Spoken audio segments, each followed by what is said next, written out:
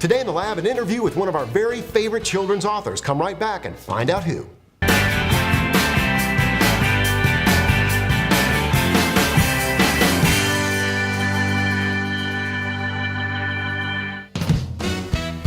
Today's episode is brought to you by Baby Bjorn. You know, creative, interesting people that read to their children, they like Baby Bjorn products a lot.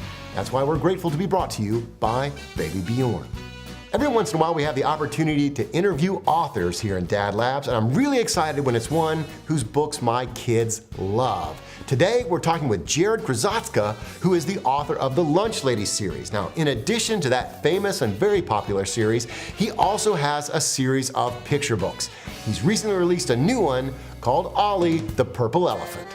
Well, my new picture book is called Ollie the Purple Elephant, and it's about a dad who promised his kids that should they ever find a purple elephant, they could keep him.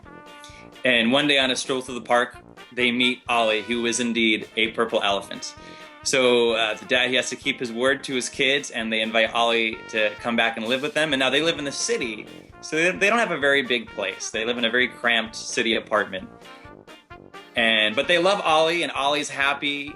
He becomes a part of this family. But the family's cat, Ginger, really doesn't like Ollie, nor does the downstairs neighbor, because the McLaughlin family have dance parties after dinner. So as you can imagine, with an elephant, that gets to be really loud. So the cat and the downstairs neighbor conspire to get rid of Ollie. Fatherhood has certainly influenced my work. I mean, the stories are, I would say, happier too. The colors are brighter and happier. And you know, I'm also married, so I have a wife who supports me and will give me an honest opinion about the story. And it was my wife actually who suggested I first draw an elephant. Now for my daughter though, you know, she's just about to turn 3, and this book is brand new to the world. But to her it's always existed, because I actually drew these characters in a mural in her baby room. So I think for her the story's old hat. In fact, I remember right when the book first came out, I suggested that we read it at bedtime, and she was like, let's read this book instead. It was hard not to take that personally.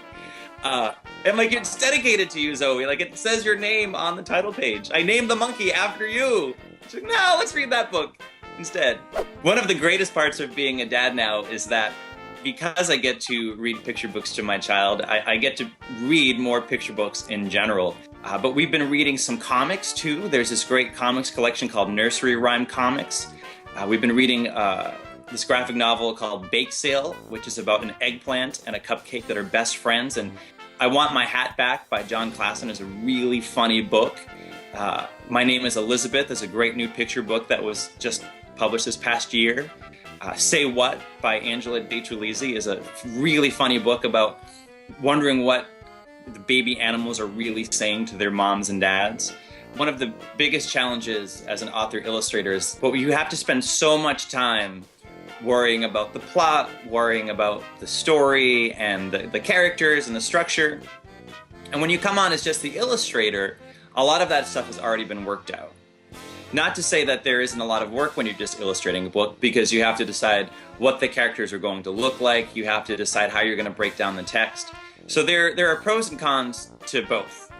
The stories that I've written, I feel a bit more of attachment to the characters because I spent so much more time with them, and they were a little bit closer to my heart because I created them. Well, you can see why Jarrett's one of our very favorite authors, such a creative and articulate guy, and a great dad to boot. Thanks, Jarrett, very much for being on the show. Thank you also to Baby Bjorn. Talk about a work of art. Have you seen an original spirit in one of those beautiful colors? Baby Bjorn. We'll see you next time here in the lab.